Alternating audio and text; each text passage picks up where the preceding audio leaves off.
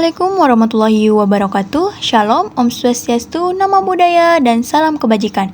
Perkenalkan, nama saya Feni Junianti dari Program Studi Pendidikan Fisika, kelas Pendidikan Fisika A dengan NIM 250103500001. Kali ini saya akan membahas sesuatu yang tak kalah penting, yaitu jejak ekologi menjelajahi harmoni lingkungan di Sulawesi Selatan.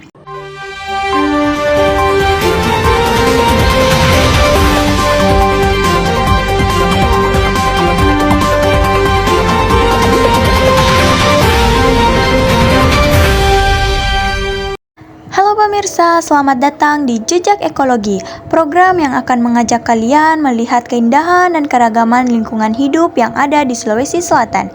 Bersama saya, Feni Junianti, kita akan menjelajahi komponen-komponen lingkungan hidup yang saling berinteraksi dalam ekosistem yang menakjubkan.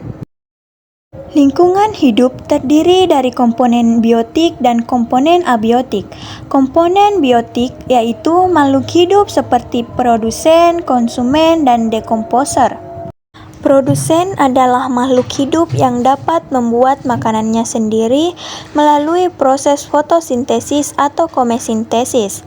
Di Sulawesi Selatan, kita bisa melihat produsen seperti padi ataupun tumbuhan hijau lainnya yang menghasilkan makanan melalui fotosintesis. Konsumen adalah makhluk hidup yang mendapatkan energi dengan memakan organisme lain karena tidak mampu membuat makanan sendiri. Konsumen tingkat pertama atau konsumen primer termasuk golongan herbivora atau pemakan tumbuhan. Makhluk hidup konsumen tingkat pertama tergantung pada keberadaan produsen. Contohnya kambing, zooplankton, ulat, belalang, tikus, sapi, dan sebagainya. Konsumen tingkat kedua atau konsumen sekunder adalah konsumen yang menempati tingkat tropik ketiga dalam ekosistem. Tipe hewan dalam kelompok ini adalah pemakan daging atau yang disebut dengan karnivora. Keberadaannya tergantung konsumen tingkat pertama, seperti burung yang memakan ular, ular memakan tikus. Konsumen tingkat ketiga atau konsumen tersier merupakan konsumen pemakan hewan yang berada di tingkat kedua atau pertama, masih termasuk hewan karnivora.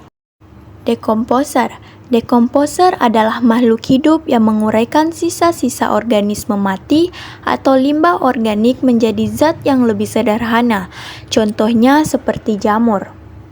Adapun komponen abiotik seperti pertumbuhan tanaman kacang hijau dipengaruhi oleh faktor tak hidup, yaitu air. Tidak hanya air saja yang akan memengaruhi pertumbuhan organisme, tetapi juga terdapat komponen abiotik lainnya yang akan memengaruhi pertumbuhan suatu organisme.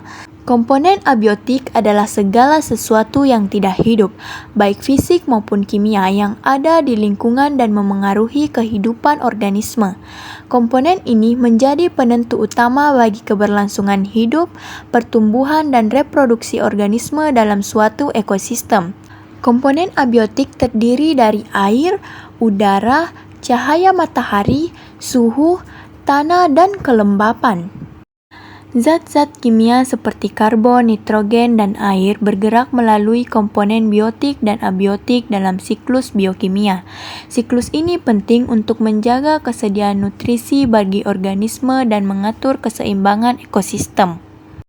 Proses terjadinya siklus air yaitu air menguap jadi uap, membentuk awan lalu turun lagi sebagai hujan dan mengalir ke laut, sungai atau tanah. Ini terjadi secara berulang. Siklus oksigen terjadi dimulai dari tumbuhan menghasilkan oksigen saat fotosintesis. Manusia dan hewan menghirupnya lalu menghasilkan CO2 yang dipakai lagi oleh tumbuhan. Proses ini terjadi terus-menerus. Terakhir, siklus nitrogen.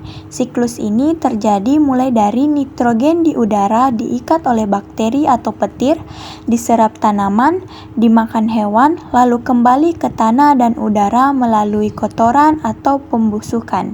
Sulawesi Selatan memiliki keanekaragaman hayati yang tinggi dan ekosistem yang unik, menjadikannya rumah bagi berbagai spesies flora dan fauna yang epidemik.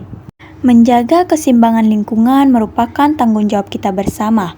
Mari kita melestarikan keanekaragaman hayati dan ekosistem yang ada di Sulawesi Selatan. Itulah laporan dari saya Feni Junianti, pamit undur diri. Wassalamualaikum warahmatullahi wabarakatuh, dan sampai jumpa di jejak ekologi berikutnya. Jaga lingkungan, jaga masa depan.